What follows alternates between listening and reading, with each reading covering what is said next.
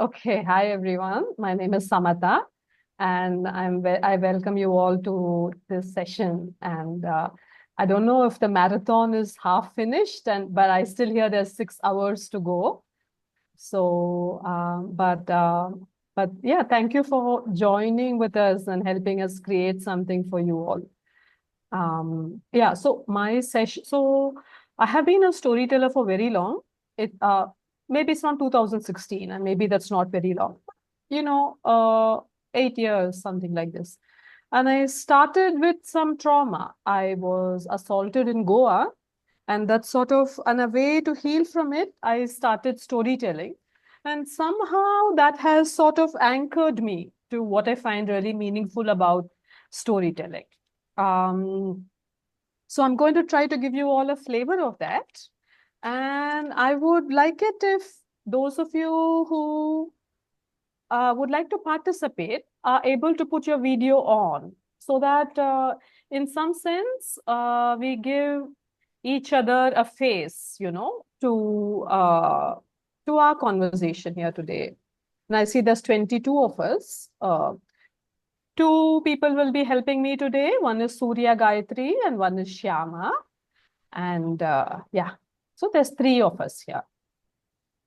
Yeah, Shyama, your video is not on.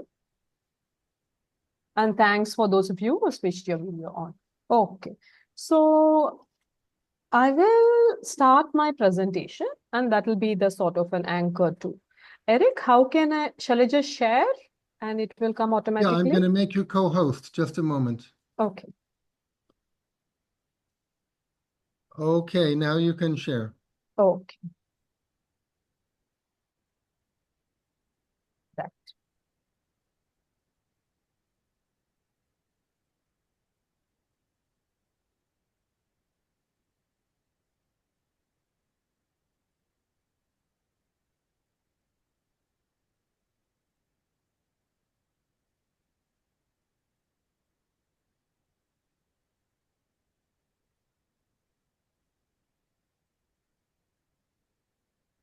I wonder if the slide is hanging. And also, I think Sandhya wants to be admitted, Eric, from Yeah, Indonesia. Sandia is admitted, and we can see a PowerPoint frame there. It says Creating and Telling Healing Stories Workshop. Okay, I There we started go. to play it. Here we go. Okay, so here we have it. It's so this workshop is about creating and telling healing stories. And what we would do is we would do sort of basics of storytelling. Then we do a practice exercise. And then we jump into the real masala of the gathering, which is personal stories, how to create personal stories. And then we'll do a practical exercise. Basics of storytelling. May I know how many of us here are new to storytelling? Is there anybody here that's new? I know Sandhya is new. Type in the chat box.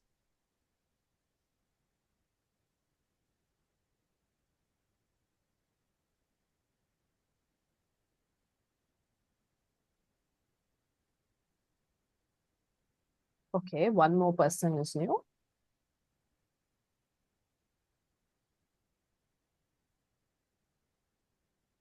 Okay, so I think Sandhya, okay, one more. Okay, another number 3, I think.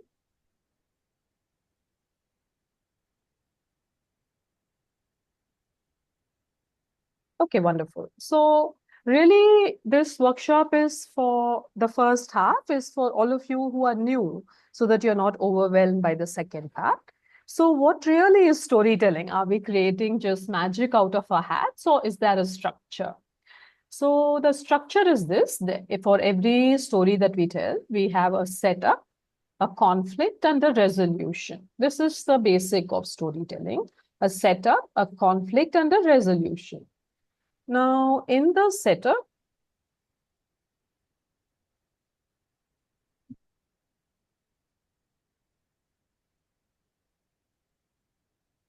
sorry, I think just it's hanging a bit. Just give it a second.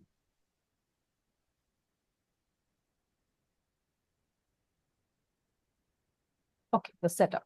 So the setup is the setting. What is the time and what is the location of your story? And the characters are, who are the ones who are playing the story, basically, 2, 3 characters. This is the setup. So the conflict will be the plot, the problem. That's the conflict. And then once you know what the problem is, then all the things that happen afterwards is the drama. So what and the characters will be involved. So there is a conflict, a problem that comes up, and then there is the drama, what's happening, the thoughts, the emotions, the drama. That's the central part of it. But an important third step is the end. Like, what is the conclusion to the story? How do you resolve this conflict? How is it solved? Or does it end in tragedy? Now, typically in storytelling, you don't let the audience guess about the ending, but you give them some relief. Something happens, people get married. In a lot of old Indian movies, everybody just got married. Whatever crazy stuff happened in the movie, at the end of it, they got married. That was the end. But then we went through in India in the movies a phase where it was all tragedy. So somebody would end up dying or getting cancer or something. So that was a few decades of Indian movies too. So something like that. So there is a partial relief, but there's a conclusion. Okay? So this is a storytelling. There's a setup, there's a plot, drama, and end. So now we come to the practical exercise. And good stories touch on various emotions. In our Indian language, these are called navarasas or 9 emotions. And the 9 emotions are love, anger, sadness, happiness, courage, fear, surprise, disgust, peace. And you can use, these are important because most of our literature are anchored on these navarasas. What is the emotion that you bring up? So include as many of these rasas as you can in your story, but also make it real. So this is the drama part where you touch the emotions and keep the basic story tight so that so then it's about 5 or 7 minutes of oral narration. Now, telling for children is another thing where you're using your body, etc., etc. But typically, when you tell for adults, you keep the drama tight, 5 to 7 minutes, and yeah. So this is the essence.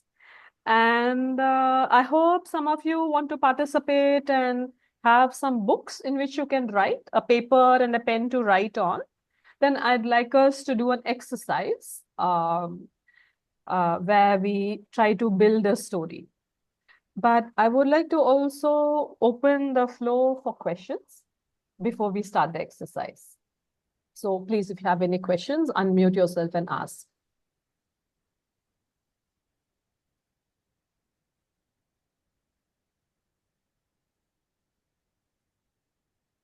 I just want to say to everyone, most of us have our cameras turned off, but you still can speak, and you can also still type thoughts into the Zoom chat section. So please participate in those ways, even if you don't have your cameras on.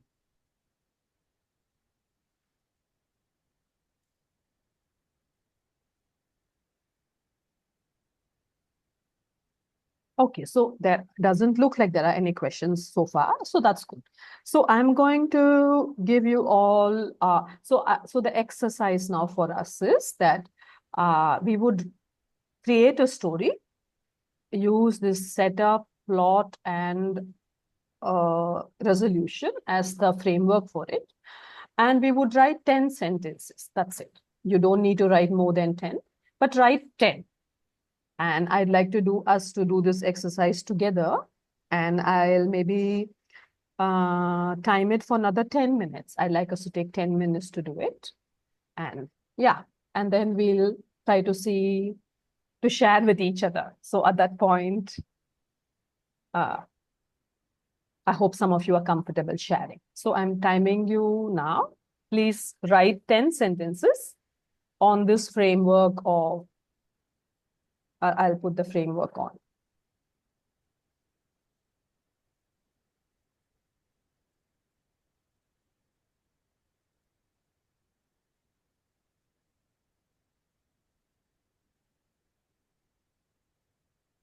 So we need to choose a conflict? Yes, you find yourself a setup first. Okay, so let me give you an example. So I'll give you some more 10 minutes, but I'm going to interrupt you for a few minutes just so that you're comfortable with an example. So let's take Humpty Dumpty story. Okay, so Humpty Dumpty is a little egg who lives in a village in China with his parents. Now, this village in China is special because it's near the Great Wall of China. So Humpty Dumpty lives next to the Great Wall of China. Hmm? So this would be the setup. So there's Humpty Dumpty, who's the character. Then there is a location, China. There is a village there. That village is near the Great Wall of China. So this is the setup. Now, Humpty Dumpty likes to every evening go up the wall and watch the sunset because it gives him this feeling of rest after a whole day of, doing different things. So every evening, Humpty Dumpty climbs up this wall, step by step, step by step, step by step. And he climbs 1,000 steps to go up the wall of China to sit on top and watch the sunset in peace. One day, what happens is that Humpty Dumpty has a little bit of wine in the evening around 4 p.m. No, it just happens, and it's first time with wine for him. He's never had it before. He just found a bottle under his father's bed, and he decided to try it. So Humpty Dumpty, he doesn't know that because it's his first time. He doesn't know that uh, she should take only little wine. So what Humpty Dumpty does, he drinks the bottle, drinks the bottle, drinks the bottle, finishes the whole bottle of wine. Gosh, think of him. He's a little egg, he's a little boy, and then he drinks up the whole bottle of wine, something like that. So now there's a starting of a conflict because there's Humpty Dumpty and he's doing something strange, like drinking up wine. And now Humpty Dumpty climbs 1,000 steps slowly, slowly, slowly, because the wine is making him move left, move right, move left, move right, and not proceed in his usual speed. So finally, after 1 hour, at 5 p.m., Humpty Dumpty reaches the top of the wall. He goes to his usual place and he sits there. And suddenly he gets the impulse. Today I must touch the sun. The sun is so big and orange and beautiful, and I want to touch it. He gets this impulse. He has never had this impulse so far. And so we can imagine, why is Humpty Dumpty happening this impulse this evening? And then what does he do, Humpty Dumpty? He then leans over to touch the sun, but he's not able to touch it. It's this big orange ball. It looks so close to him, but he's not able to touch it. Then he leans further, still not able to touch it. Then he just gives a jump, to touch the sun. And you know what happens? Humpty Dumpty has a great fall. So this is it. So this is the sort of conflict. So there is a little bit of a plot, then bit of emotions, and then something happens. No, there is a problem. Here, climbing a wall is the problem. The wine is the problem. The falling is the problem. These are the problems. So I'll tell you the resolution after the end when you all write the 10 sentences. So let's wait on the resolution to this story. So now let our 10 minutes start, and I'll catch you again at 6:25. Yeah, please write 10 sentences. Okay, so we're identifying some kind of problem that some kind of character has. Is that correct? All three, Eric. You're identifying a setup, a location,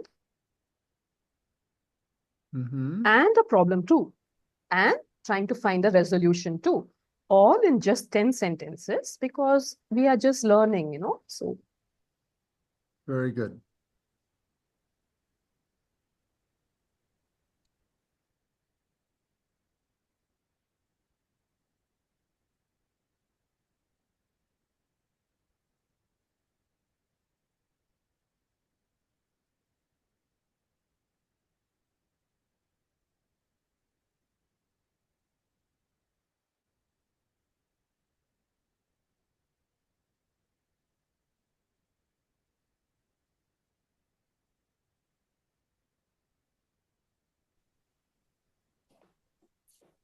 Okay.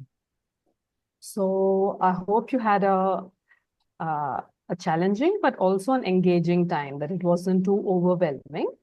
Again, I request that if you can, you share your videos so that we can be more present to those who are wanting to read. And I'd like some of us to volunteer to read what they've written. We have, I think, around till 4:45, another 20 minutes, so we can experiment with reading each other's stories. Mhm. Can I go ahead? Yes. I can read, yeah? Yes, Sandhya, go ahead. Yeah. In a quiet forest where the trees whisper secrets and the winds carry stories, two friends found solace in each other. Clay, which is rooted in the earth, and a dry leaf, fragile and light, had always been together for one another. When the rain comes, clay could shield the leaf from the wet, while the leaf could keep clay from drying out under the sun. Together, they were very good friends. Their bond grew together in each day passes by.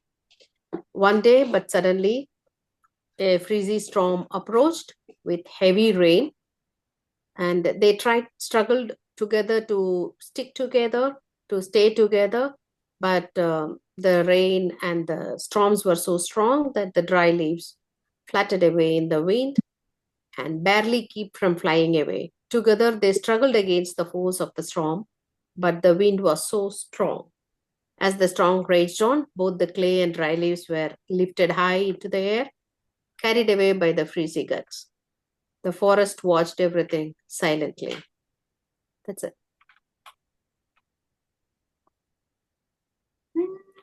Thank you. Really nice attempt. I loved your setup. It brought images and then the conflict also very sweet. And then the ending, little bit tragedy, yeah? Yeah, but it is a beginning of a new life. Like deep in the forest, it's quite natural. Like the seeds of a Okay. new life shattered by the winds. Okay. Thank you, Sandhya. Who wants to you. go next? Shall I? Yes, please. Yeah. So there was a magical tiny land where fairy Aru lived with glowing cobweb wings, and it was her friend's birthday, so she thought of doing some magic to make a birthday card for her friend. And as she took her magic wand, she discovered that she forgot the spell. Her parents were out for something else, and so she took the help of a nanny.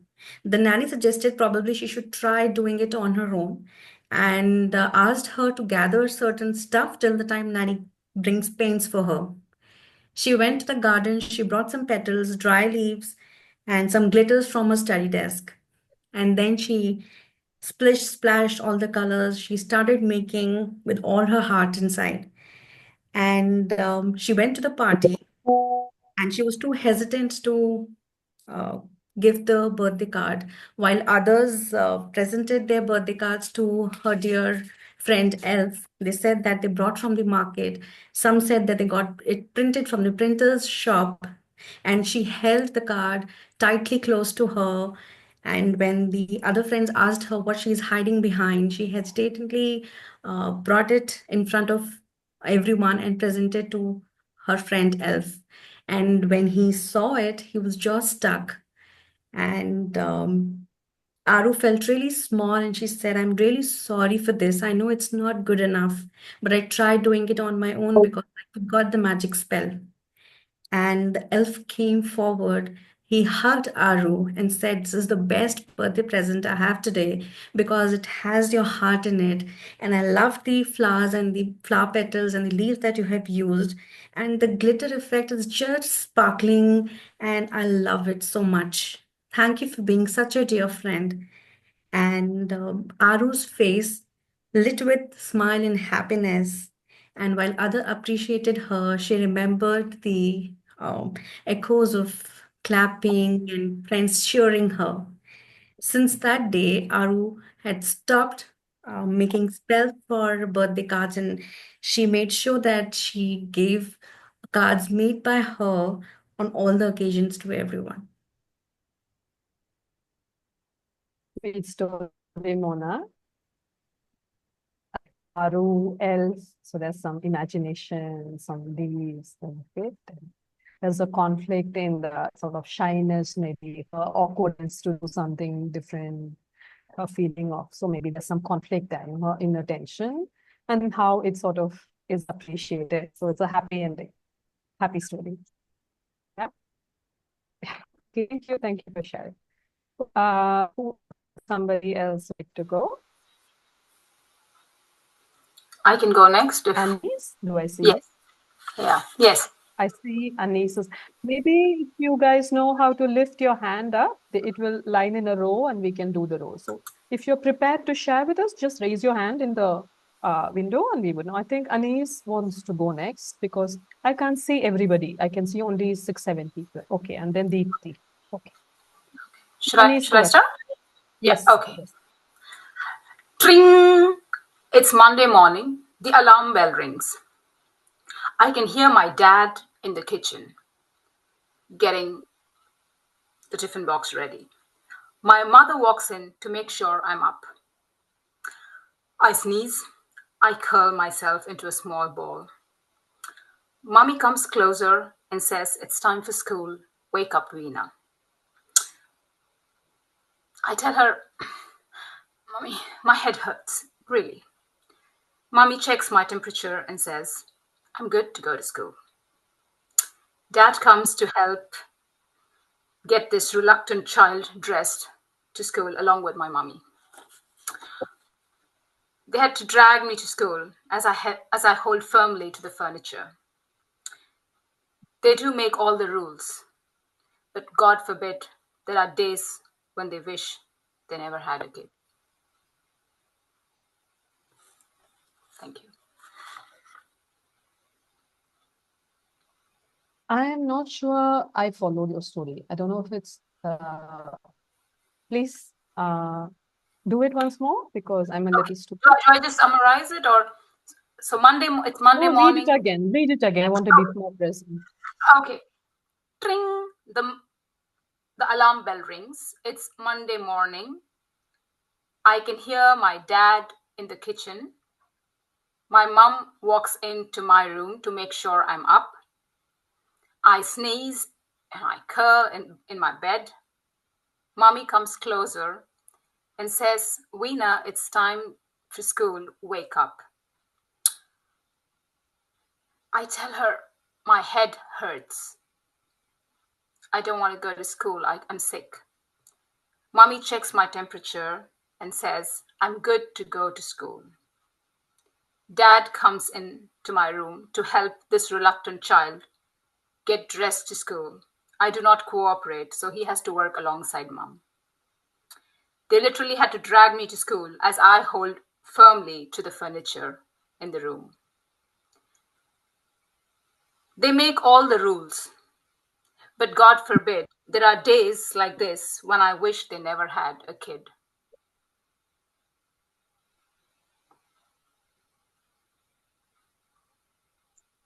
Okay, so That's my are you open to some feedback? I didn't hear you, pardon me. Are you open to some feedback, or would you like Sure, us to yes, go yes, to the of next course, step? of course. Of course.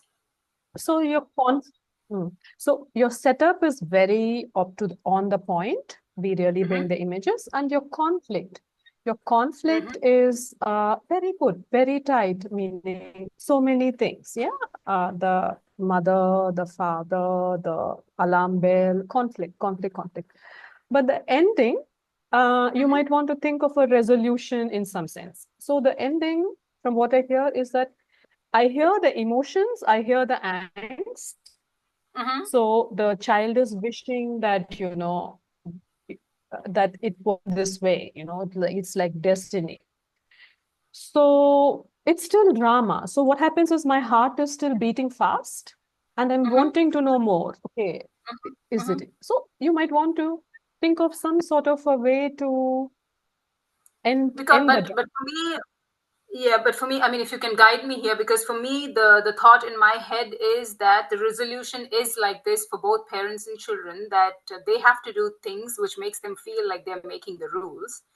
And children have to sometimes throw up all these tantrums. And yeah, that is their only way of resolving or making sure that they have power too. So in that conflict, I find that resolution as well. So that's why I had to put it that way. If you have a better way of guiding me there, would be great. So as a storyteller, we have the choice. Like you can leave it hanging there if you want, and that touches your heart, and that's what you want to share. But resolution would be an ease in the audience, something that would ease the audience somehow. So to just say this is how it is, it's not a story as much as an observation of the situation. No? So if you want to release the audience, you might have to end up with some release. No? Okay. Thank you. Cool. So I'm sorry, Rachel, I may not have time for you. I have time for one more teller till 4:45. So I have another 7 I wanted minutes. to react Is to that okay, this Annie? story. You want to say- Samatha? Okay, yes, go ahead. Samatha? Actually, Yes. there's plenty of time. This session will go until 5:30. Yeah, but we haven't come to the actual trauma stories, personal stories. So Okay, this is practice. So everyone will get a lot of time to practice on deeper stuff. So don't worry about that. This very is good. just to sort of let you know what the basics are. Very good. Rachel wants to quickly respond. Yeah, go ahead. Perhaps you could show some of the temper tantrum, and the child could say, "I hate you, mom and dad." And express that she feels that the parents are the enemy, and she could be physically trying to kick or to keep them away, and you could show the parents' expression that they try to plead with her, then they try to coax her, then they threaten, which would create that statement of the child saying, "I wish I'd never been born. I wish I didn't have to go to school." And perhaps even a little bit of a visualization of what awaits her at school. The teacher is an ogre, or the kids are going to make fun of her. Okay, thank you, Rachel. Thanks. Okay, Deepthi, do you want to quickly read your lines? Sure. Can you hear me well? Yes. Okay. In a forest somewhere out there, there was a tree made of white, pretty crystals. But the tree was not happy with being just white. This unhappiness turned into discontentment. And as its discontentment grew, some of its crystals slowly started turning gray. But the tree did not realize this because it could not see itself. Not until a bird sat on its branch and said, "Are you trying out a new color? Some of your crystals seem gray." The tree was surprised and looked at itself and saw that yes, indeed, some of its crystals were gray, but it could not figure out how it became gray. It thought and thought and thought until the realization hit it. The color of unhappiness is gray, and its face lit up like 1,000 billion suns as it realized it could use its own emotions to color up its crystals. Orange for joy, red for anger, blue for sadness, and for the rest of its life, it had a lovely time changing its colors as and when it wished. I'm so happy with that story. I'm really happy with it. It's imaginative and emotional and creative, lovely, beautiful. I'm very I feel very engaged with this group because people are trying and coming up with such creative stuff. Okay, so let's do the hard stuff. Yeah, I'll share my screen again. Thank you, Deepthi.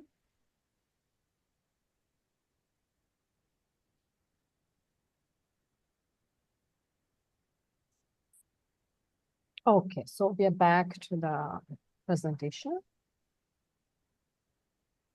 Okay, so now this is the practical exercise and we are done. So now we are into the third part, which is personal storytelling.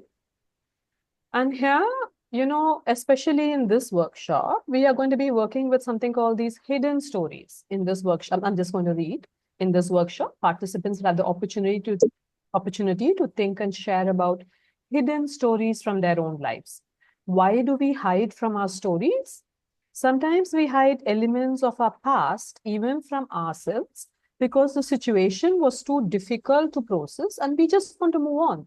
However, sometimes in our dreams or in sudden moments, memories of these experiences are triggered and we feel the pain again. Has this happened to you? Is a question that I'd like you all to roll in your mind. And what do we do in this workshop? In this workshop, we seek to gently inspire and encourage our participants to explore these uncomfortable moments and provide safe space to process what happened by letting love and light into those uncomfortable memories. This is what we want to do in the second half of the workshop. And here is some inspiring words. Because this is such a thing, like every day when I share with my friends who are just in normal life, say, every time today I said I was very angry to a friend, and she immediately told me, call the helpline, call the therapist, call the helpline. So somehow I feel like when I bring deep emotions, my friends are uncomfortable and it feels like I'm a burden to them if I share those heavy things that I have in me. And then what happens is it gets suppressed inside me. So here is something which I found inspiring from a website called caringbridge.org. So this is a woman who suffered a lot physically, and she found storytelling as a way to release her emotions. So sharing who we are authentically and without apology is an act of courage, a radical display of self-acceptance and self-love. Doing so can definitely be scary, but the end result when such a sharing occurs in the context of a supportive audience is empowerment, wholeness, and connection. Shame and fear lose power when we give them voice. In telling our stories, we step into them, take ownership of them, and nurture ourselves in the process.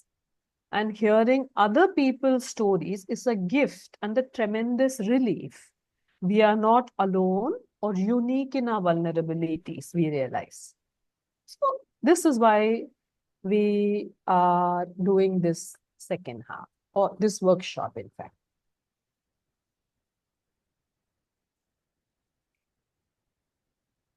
Okay, so that's the practical exercise again. And I quickly want to ask you if you have any questions. Just unmute and ask.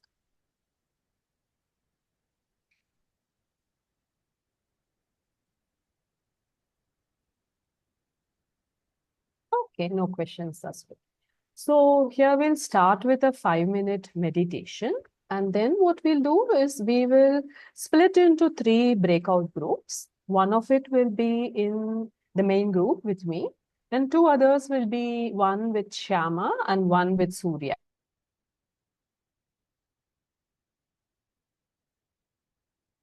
Right? So that you are comfortable sharing it, because sharing in front of so many people may be a little vulnerable for some of us. So for your safety, we'll split into uh, 3 groups. Yeah. So let's spend a few minutes meditating. And so we'll just close our eyes. Please close your eyes. It's okay if you want to turn off your cameras.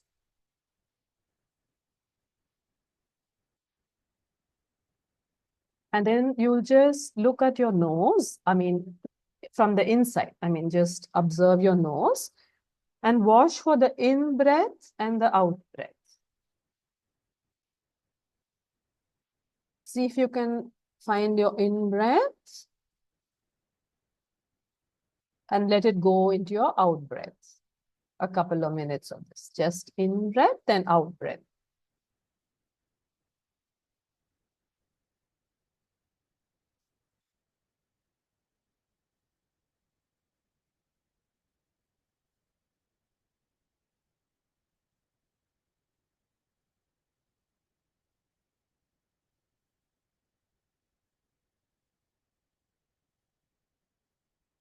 If other thoughts come, just let them go and keep your attention again on just breathing in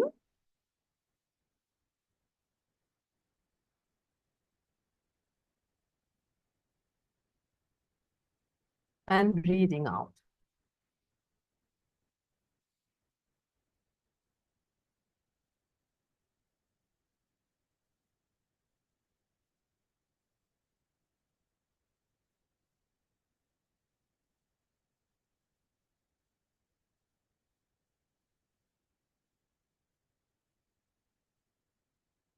Slowly move into your body, into your heart reach. Keep your eyes closed. Slowly move your attention to either around your heart or around your head.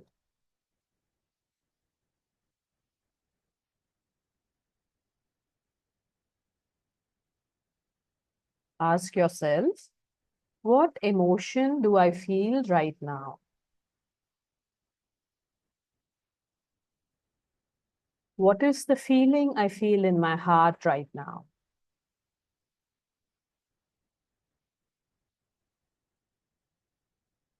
Is it anger? Is it sadness? Is it happiness? Is it love? Is it peace? Is it worry and anxiety?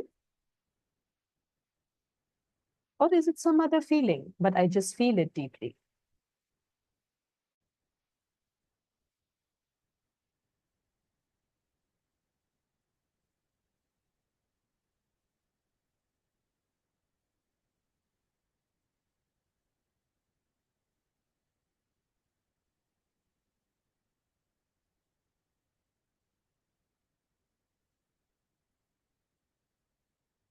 If you can't find a feeling, it's okay. Just go back to breathing in, breathing out. Give yourself a few more minutes. And if you do spot a feeling, write it in your book.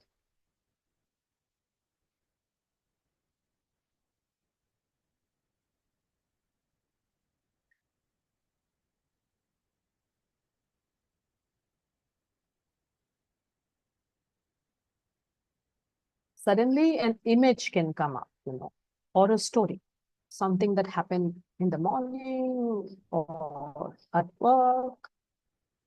And then the emotion. What did you feel about that?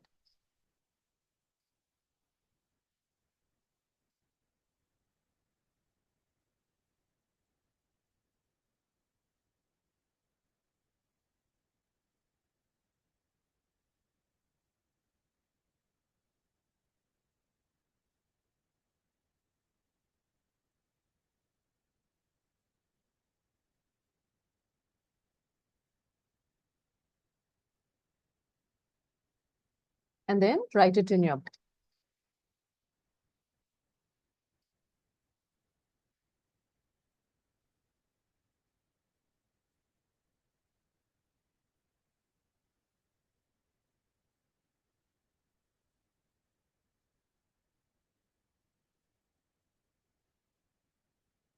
Okay, so we come to the end of the feeling meditation.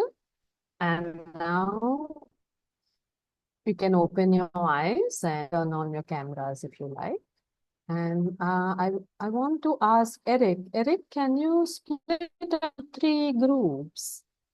One with me, one with Surya, and one with Shyama. Breakout rooms. Let's see. Well, Samatha, you said you'll stay in the main room. Is that correct? I'll stay in them. Okay, Yes. so you don't need a breakout room. Okay. So we need one for Shaima and one for Surya. Yes. Okay, and are we going to put people in breakout rooms even if they have their cameras off? Yes, it's okay. And even if they don't, if no, everybody doesn't need to participate. They can also be a witness. As long as you're supportive and you're there, it's fine. Okay, so I'm going to make 2 breakout rooms um, at random. Yes. So And hopefully, Shaima and Surya, you'll be in 2 different rooms. If you're in the same room, one of you come back to the front room here. I'll be in the front room, and then I'll try to reassign you to the other room. And Samatha, if I happen to put you in a room, just come right back. okay. So Okay. Shama and Surya, quickly, 5 minutes before 4:30, please bring everybody back to the main. So I think Eric, who we'll times pause. it? We'll pause the recording now, I think, right? Yes, please. Please pause the. Okay, they're coming back from the rooms. They'll be back in about 2 seconds.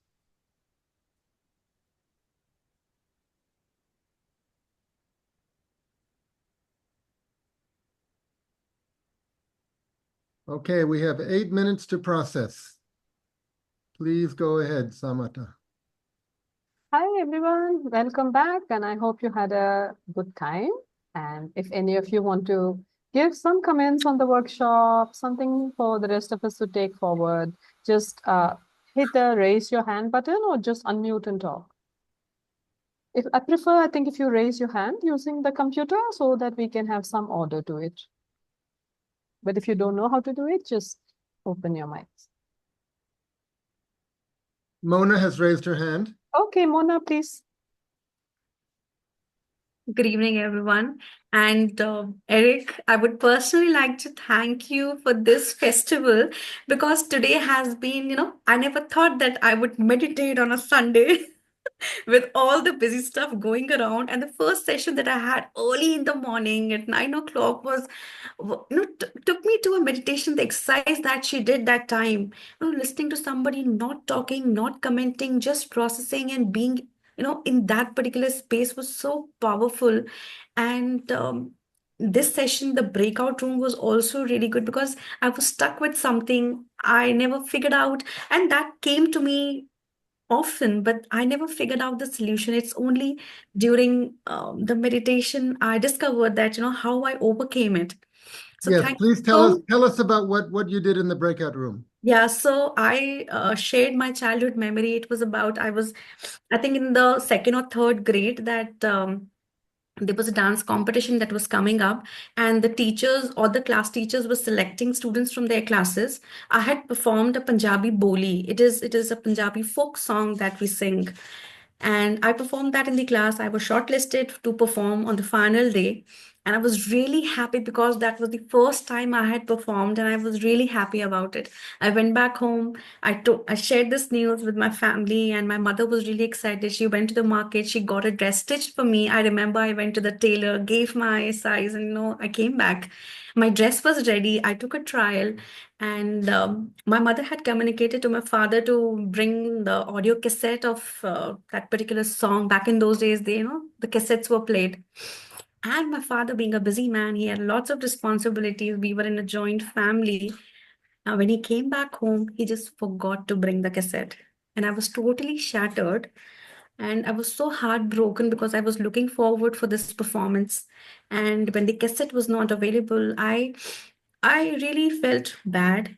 And I had shut myself for all the years I was there in school. I never performed after that. And this incident came to me a lot of times, but I never figured out how life was after it. But during this meditation session and the interactions that I had, I figured out that that was the environment that actually, that had caged me in that particular instant. It was after I left the school, I was in college. I was an outspoken person. I performed, I was elected, I participated in elections, I won those elections, and I was the topper of the college. And every time my parents used to accompany me for award ceremonies, and my father always appreciated our efforts. He feels always proud sharing this with everyone. So I feel that forgiveness is something that makes you more stronger. I remember that, I've forgiven my father because I knew I understood his position, the responsibilities he had, and I knew that inside he didn't intended it to do it intentionally. It just happened. He forgot between the different tasks he was juggling. And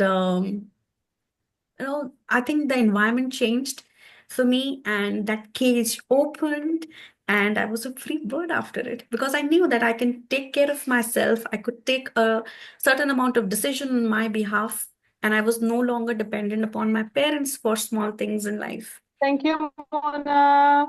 Thank you for your story. Harita, do you want to say a few words? Yes, Samantha, this is something that I witnessed today.